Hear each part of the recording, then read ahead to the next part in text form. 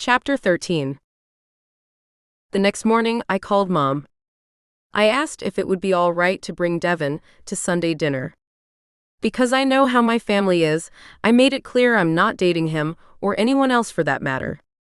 I thought it would give us all a chance to catch up, and I hoped cheer Devon up some. He seemed kind of lost and lonely. I was hoping that the family could make him feel more at home, more at ease. My family would think I was bringing home a boyfriend, despite anything I said. I knew Devon had spent enough time with the Daniels clan that he could take the ribbing that was sure to occur. She said bring him. I didn't tell her he felt out of place with his own family, just that he had recently moved back, and I thought we might enjoy catching up. That afternoon, I went down to Devon's apartment and knocked on the door. "Hello," I said when he opened the door. "How's your day going?" "So far so good, come on in," he said. "I'm limited on seating, but you're welcome to what I have. I haven't bothered to find much furniture or do any unpacking." There were a few pieces of furniture in the apartment, bookshelves, an older used sofa, and through the bedroom doorway I saw the foot of a bed. "That's all right. I expected as much. I came bearing an invitation." "Oh. I want you to come to Sunday dinner at my parents' tomorrow. The family would love to see you, even if Pace isn't there." "Are you sure? They won't think you're bringing a boyfriend to meet the family?" "I called my mom this morning, told her I ran into you last night, that you were back, and that you might like to catch up with the family. Then I said Sunday dinner would be perfect, as most of us are there. Other than birthdays and major holidays, it rarely happens anymore. I tried to make it clear we're not dating. But honestly, they'll probably think so anyway. You going to let that scare you away?" "If it won't bother you, it won't bother me," he laughed. "I just wanted to check. If you're sure, I'd like to go. I enjoy your family. I like how accepting you are of your differences, and how you love each of you because of them, not despite them." "Me too. Just remember, they don't know what I am. You can't mention kindred to them." We moved farther into his apartment, which appeared to be the same floor plan as mine, but without the furniture and knickknacks I'd collected. "Not a problem, I'm used to keeping the kindred secret." "I didn't think it would be, but I wanted to remind you." "Do you want me to meet you there? Or would you rather ride together?" "I go early to help Mom cook and often stay after to help her clean up, but if you don't mind, there's no reason we can't go together. Why take two vehicles?" "I don't mind going early or staying late. I've got nowhere else to be. I might as well spend time with your family." "Great, I'll leave about 4:30. I'll stop by and pick you up on my way out." "That's fine. Should I bring anything?" "Just you. Mom will be thrilled just to have you." "Oh. I was gonna ask. How do you do with kids?" "Haven't had a lot of exposure, but I do all right." "Why?" "Brit's got two. They're 4 and 1, and they've never met a stranger who wasn't just a new mountain to climb." I smiled at the idea of them climbing all over him. "I think I can handle it," Devon laughed. "The innocence and honesty of little ones is refreshing." Refreshing, that's one word for it. Probably not the one I would have chosen offhand. I remembered more than once Jimmy had shouted some remark I found more embarrassing than refreshing. "Do you need any help unpacking?" I glanced around. It didn't look like he had had a chance to do more than carry boxes in and stack them in the front room. "I can manage. I'll get it done eventually." "Of course you can, but if you have help, it'll go much faster, even if I just pull things out of boxes and stack them on the counter to be put away. It isn't like you dragged me in here." I offered. "If you want to. I just got it all in. I haven't had time to sort what goes in what room." "Let's tackle it. We'll see what we can get done in a couple of hours, then I'll let you pay me by feeding me." "You've got a deal." He grabbed the nearest box and carried it into the kitchen. The boxes are all labeled what room they go in, so it should be an easy sort. Do you want to sort them all out and then have boxes scattered everywhere? Or do you want to grab one and unpack it, then grab another, leaving them in the living room until they are gone? I asked. Let's just unpack one at a time. Somewhere in there are 2 or 3 boxes of books that go in those. He motioned to a set of bookcases that were standing against one wall. They'll be heavy, so be careful. Will do. Turning and picking up the nearest box, I got started. We worked for 3 hours and had made quite a dent in the stacks of boxes scattered through his living room when Devon called a halt. Enough for now. Let's take a break, order some pizza, and get something to drink. If I had my screen set up, I'd say screw it, let's watch a film. How about you call and order the pizza, and while we wait we can set up the screen. Once the food gets here, we can pick something to watch. Sounds like a plan, he said. What do you like on your pizza? I prefer mushrooms and spinach, but I'll eat pepperoni and diced tomatoes too. I'm a meat lover's man. How about we meet in the middle and get pepperoni and mushrooms? Sounds good. Let me call it in, I'll be right back. I think the screen is rolled up in the corner next to the bookcases. I'll look while you call. He nodded, stepping out onto the patio. I went into the living room and looked for the screen. I found it rolled in a tube standing in the corner, right where Devon said it would be.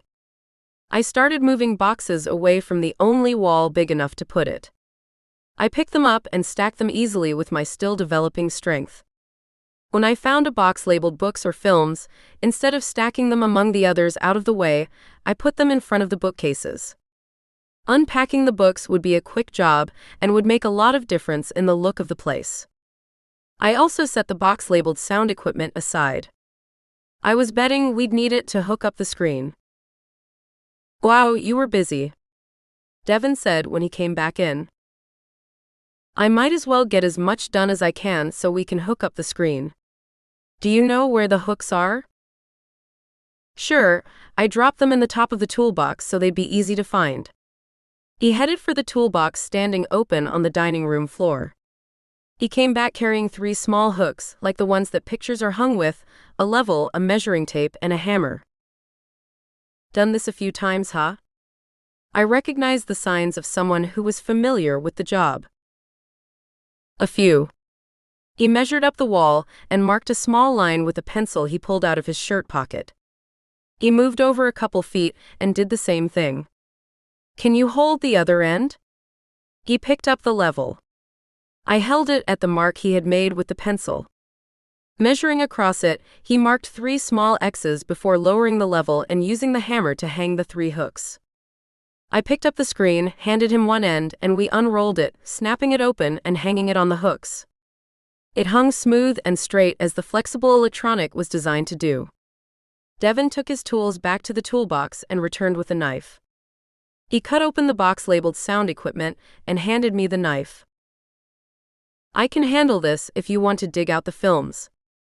I've got this down to a science, it won't take more than a few minutes. Sure, I cut open not just the box-marked films, but the ones holding his books as well. I might as well do them all while I'm here, it won't take long. Do you want the books or movies sorted in any particular manner? Nah, just get them up. If I want them sorted later, I can do it then. Will do. I pulled open the box of films. I started lining the small cases up on the shelves closest to the screen, carefully placing them so that you could see the name on each case. It didn't take more than a few minutes. Devon didn't have a large collection of films. The rest of the box was filled with books. Obviously, his book collection was larger than his film collection. I finished the first box and broke it down before moving on to another, while Devon was moving around the room plugging small speakers in where he wanted them. Devon was just finishing with the speakers, and I was almost done with my second box of books when the doorbell rang, startling me. I'd been admiring Devon's books. There were a lot of classics, and whether you were looking for horror, sci-fi thrillers, or mysteries, you could find something that would interest you. It also looked like he had all, or at least most of, a couple of authors' work. I was seriously impressed. I don't have the inclination to collect hardcovers like these. I'm content to read on my PCD and have the space for something else, but I still marveled over the time and money invested in a collection like this. When Devon closed the front door, he held a pizza box. I flipped the box I'd just emptied over and set it on the floor in front of his sofa to use as a table. He put the pizza on top and disappeared into the kitchen. I heard water run and then shut off. After a couple moments, he emerged again, this time carrying a pair of plates, with napkins sitting on top of them in one hand and a pair of beer bottles in the other. "Pick a film and let's sit down and actually take that break I called for half an hour ago," he said. I went to where I had lined up the films and looked through them again. I pulled out a movie almost as old as I am and tossed it at him. It's an oldie but a goodie based on an even older book series. Looking at all this, I motioned to the book collection. "I'll bet you've even read the books." He deftly caught the small case and checked the title. "You'd be right. But I have to admit, this is the best film version of the series that's ever been made. Did you know they filmed all 3 movies at once in New Zealand? It was something that had never been done before." "Yeah, I know. I suspected you would too." I grinned. "I'll be right back if you don't mind. I'm going to wash my hands before I eat. They're all covered with dust." I held up my hands, waving dirty fingers. "Go ahead, there's soap next to the sink in the kitchen." I did mine while I was in there. In the kitchen, I washed my hands, drying them on the towel he'd used, and left folded on the counter. It occurred to me that Devon may be the neatest man I've ever known. Both my brothers were slobs, and while Dad wasn't quite a slob, he wasn't as neat as Devon seemed, at least so far. I joined Devon in the living room. He'd closed the box that held the speakers and set it beside the box I'd set down, then centered the pizza box over the 2 of them and set a plate on either side with a napkin tucked under the edge of each rim. He had a beer sitting next to each plate as well. The film was set up, but he was waiting for me. He spotted me as I walked into the room. "Have a seat. The boxes'll have to do until I can find a sofa table. I've got some shopping to do to make this place livable." He made a sour face. Laughing, I took a seat next to him on the couch and he continued, "Help yourself, I'll get this started and then have some." I flipped open the pizza box and saw that he'd ordered an extra-large pizza smothered in mushrooms and pepperoni. It looked good, and the sight of it made me realize I was starving. I pulled out a couple of slices and set them on the plate before I closed the box again to help hold in the heat.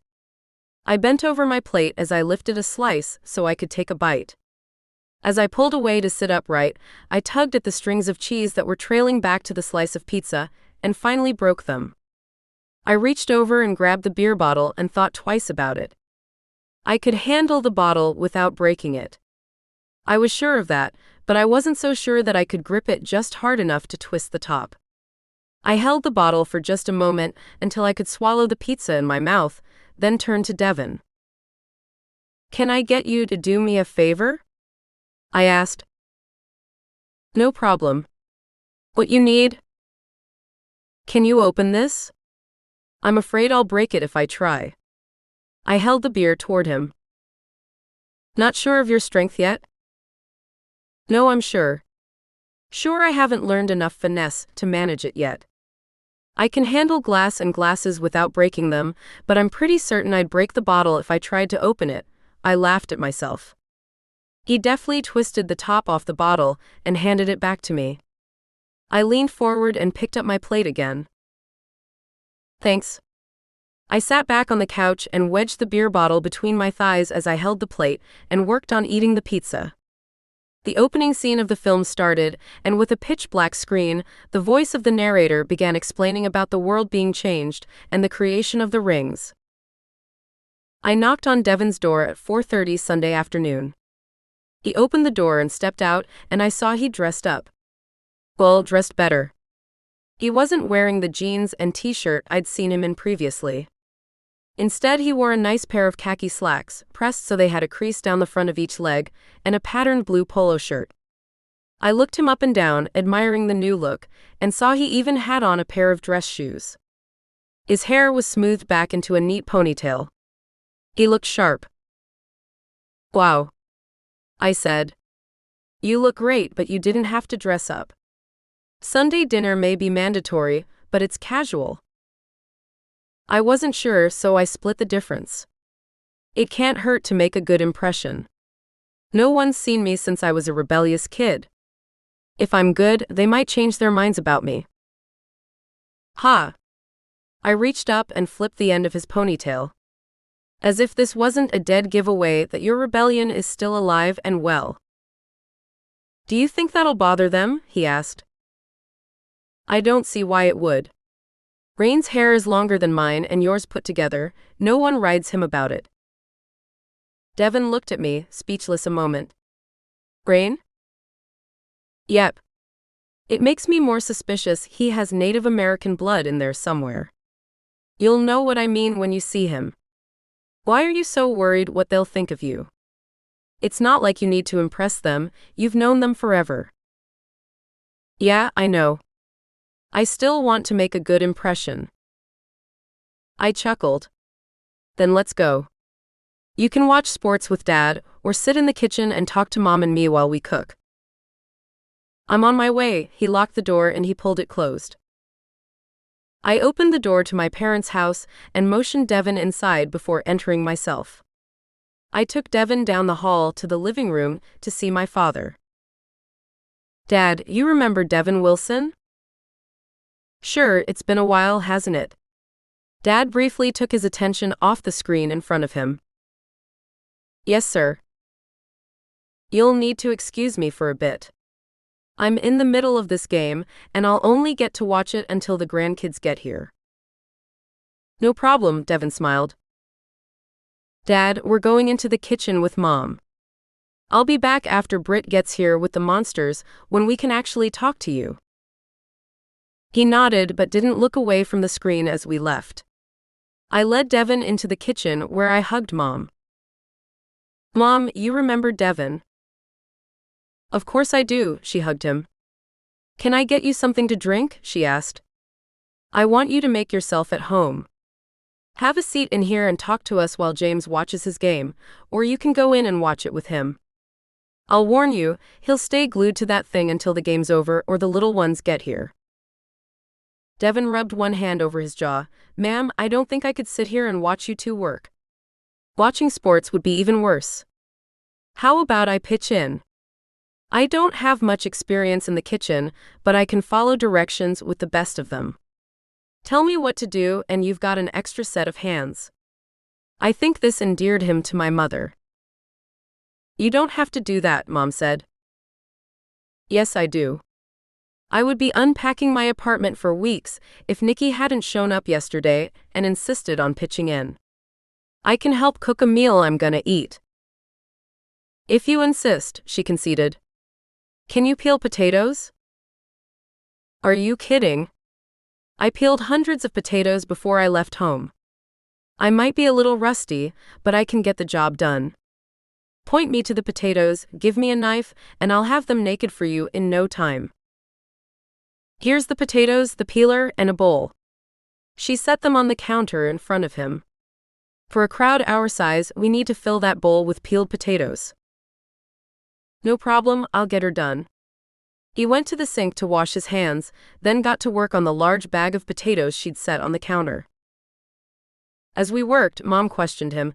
"Nickie tells me you've spent the last 10 years with the Army, but now you're back to stay. Your mother must be happy to have you home." "She is," he said. "She'd given up on me ever coming home and settling down. My folks figured I'd go career Army, and if I ever got married and had kids, I'd take them all over the world and they wouldn't get to see much of them. Honestly, the idea sounded good to me, not the part about my family, but the career military and traveling part. I enjoyed what I did. What never occurred to us was that I'd get hurt and end up discharged. Now I'm back, and though I'm not even considering settling down or having kids, Mom has high hopes." I'm sure she does. Is she fixing you up with girls yet, or is she still hinting? Mom asked. She's hinting, though not subtly. She keeps suggesting girls she thinks would be good for me. This girl comes from a good family. Another girl is pretty and sweet, she would make a good mother someday. We all know Mom would rather someday came sooner than later. I'd hoped my sister Amy's kids would have soothed her desire for grandkids, at least a little, but it seems to be the opposite. Now she has a couple, she wants more, and she's after all three of us to provide them for her. Some of us are like that, though I like to think that I'm not a pusher. Mom smiled at me before continuing, I love my grandkids and I'll be thrilled for more when the kids are ready to give them to me. I have 6 kids spread out over 11 years. That just means I'll get my grandkids spread out too. It'll give me longer to enjoy them. She laughed. Well, I have to admit, her pushing makes me want to avoid her so I don't have to hear it. I keep hoping she'll give up when I don't cave, but I don't have high hopes of that. He tossed a freshly peeled potato into the bowl. Now you have a place of your own again. What are your other plans? Mom asked. I'm gonna have to find a job, at least something part-time. I'm gonna be picky about what to do though, my disability will hold me for a while if I don't go hog wild. What is it you're looking for? Mom asked. I don't know what I want exactly. It's more what I don't want. I don't want to go to the mine and I don't want a desk job though, I'll take either if I have to. What I want is something physical, but not so demanding I can't take a break or quit for the day when this leg gives me too much trouble. What you need is a person, not a company, one who would be reasonable and flexible. That's exactly what I need. He smiled at Mom's evaluation. I haven't really looked into it yet. I've only been in town a couple weeks, and I spent most of it looking for an apartment and moving. That's understandable, Mom paused for a moment. You know, every summer James hires a high school boy to help him out. Someone to do the heavier work now that he's getting a little older, and the boys both have jobs that keep them busy. But kids that age can be so unreliable, then they quit when school starts, leaving James all the work again. It's more work some days than others, and we can't compete with the mine or larger farms for pay, but I'm sure James would appreciate reliable help if you were interested. Well, ma'am, I don't need a whole lot. My disability covers most of what I need. My aim is to make up the difference and have a little left over. I'd appreciate something that lets me exercise my leg. It sounds like helping Mr. Daniels might be just what I need. I'll have to talk to him, thanks for thinking of me.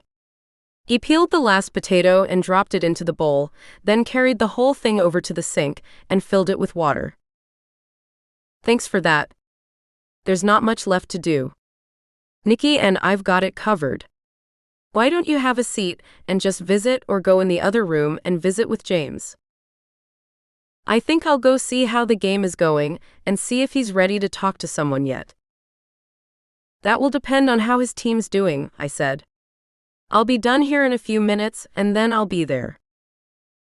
Mom and I finished with the cooking and I was finishing the dishes when the front door opened. I picked up a towel and dried my hands as I stepped out of the kitchen. I looked down the hall and saw the back side of Rain disappear into the living room. Setting the folded towel on the countertop, I went into the living room to join them. The screen had been turned off, which meant Dad's game had ended. I leaned over and hugged Rain where he sat. Rain, you remember Devon Wilson, don't you? I asked. Didn't you run around with Pace's gaggle? Rain said. Yeah, I ran into him the other day as he was moving into my apartment complex. I thought it would be nice to let everyone catch up, I said. It's good to see you, man. What have you been up to? I did a couple of enlistments with the army. Devon recounted the story he'd told me about the time he'd been away. Mrs. Daniels said you hire a high school kid to help you out during the summer, do a lot of heavy lifting and such. Is there any chance I can talk you into giving that to me? You sure you want something like that? Dad was skeptical. It was a job Devon wanted. We don't pay much, definitely not enough to live on. I don't need much to live on. The army gives me a disability for this. He thumped his bad knee. I need something for spending or savings money, and to keep me from going insane. What I want is something physical.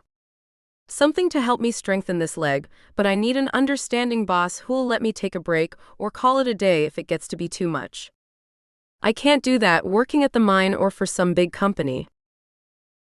I guess I can understand that, Dad said. But are you sure you want to do a lot of rough and dirty farm work? It sounds about perfect, Devon said honestly. I'll tell you what, give me a week or two to learn how you do things. I'll take care of all the animals every other weekend and let you have some time off. How long has it been since you had a day off? One where you didn't have to worry about being sure the animals got fed? Devon was trying to convince Dad to give him the job. It's been a long time, I admit, Dad said. I could see him weakening. Longer than I can remember. I'm more reliable, even with this bum leg, than most kids. I'd even be willing to take over for a week or two and let you take that beautiful wife of yours out of town on a second honeymoon. Boy, you know what buttons to push, don't you? You just got yourself a job. I usually start at about 6, but if you show up by 5:15, that wife of mine will feed you too. I wouldn't want to impose, Devon said. Not at all, Mom said, stepping into the room having heard most of the last bit from the hallway. I miss not having anyone around to feed. I spent years cooking for my kids and the myriad of their friends that were always hanging around. I'm up and cooking for James anyway. It's no trouble at all to make enough for you too. Well, if you're sure. I am. You show up by 5:15 and I'll feed you like you deserve. Thank you, ma'am, I appreciate it. When do you want to start? Dad asked. When do you need me? Devon returned. Would tomorrow be too soon? Not at all. I'll be here bright, early, and ready to work. The front door opened, and my sister Brittany and her family came in. It's hard to mistake the yelling and excitement of her kids for anyone else. I got up and met the kids coming down the hallway. I snatched Jimmy up off the floor as he ran by and threatened to tickle him into submission for running in the house again. What am I going to do with you? I pretended to be a monster who caught him doing something he shouldn't have been doing.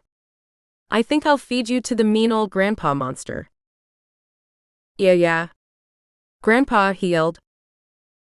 I tucked him under one arm and carried him like a football into the living room where the grandpa monster hid. Britt? I called over my shoulder. Yeah? You remember Devon Wilson, right? Ran with Pace's group in school? Oh yeah? How have you been? She asked as we entered the living room. I continued to wrestle with the wiggling boy, carrying him to where Dad sat in his recliner. I started to lower Jimmy over him. Grandpa, I brought you a wiggly little boy to eat. He might be a little squirmy, but he should be nice and tender. Let me have him, Dad reached and took the squirming boy. I've been hungry for some little boy, and I might have to tickle him into good behavior. Dad tickled the already writhing boy now lying across his lap, making him squirm and squeal. I turned back to my sister and lifted Tammy out of her arms. How are you doing today, little one? Has your mama been treating you right? I lifted her high above my head, wiggling her gently as she giggled. I bounced her up and down several times before settling her down on my hip again. How has your brother been? I asked, still talking to the baby. Is he playing nice? Or is he teasing you and pulling your hair? Tammy giggled. Jimmy finally managed to squirm free from his grandfather and climbed down just in time for me to set Tammy down with Dad. She quickly snuggled against him.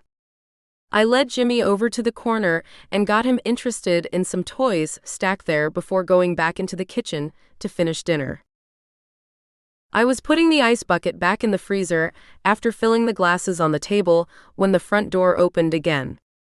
The newest scent told me it was Cam, just in time to sit down for dinner. Mom stepped into the living room and announced dinner was ready. Everyone came into the dining room and took their seats, but Devon hung back, waiting to be told where to sit. "Just pick one, Devon, no one bites except maybe Tammy." I watched the indecision on his face. I placed both hands in the middle of his back and gently pushed him toward the table. I sensed Cam walk into the room behind me. "Cam," I said, "you remember Devon?" "Yeah, I remember him." Cam turned to Devon. "How you doing, man?" "Not bad, you?" "Can't complain," Cam replied as we all took our seats, Devon snagging a chair next to mine. We started passing dishes around the table and serving ourselves. "Nick, you making an announcement?" Bringing someone to Sunday dinner can be quite a statement. There was a teasing note in his voice, and I saw embarrassment creep up Devon's neck. "No, blockhead," I snapped. Sorry, my brother's teasing was bothering Devon. I explained that Devon had just returned, and I thought he might like to see some old friends. "Ah." Cam grinned as though he thought I wasn't telling the whole truth. He turned to Devon. "What are you doing these days?" "I've only been back in town for a couple weeks, and I've spent most of that looking for a place to live. Once I had that settled, I started looking for a job." "Don't most people do that the other way around?" "Generally, but since when have I been like most people? Anyway, my disability covers the basics. I was looking for a job for something to do, and for the exercise." "Hang on, I missed something. Disability?" "Was looking?" Confusion replaced the teasing look on Cam's face. "I thought you said you are looking, and how'd you get hurt?" Devon told his story again, and I knew he had to be tired of recounting it.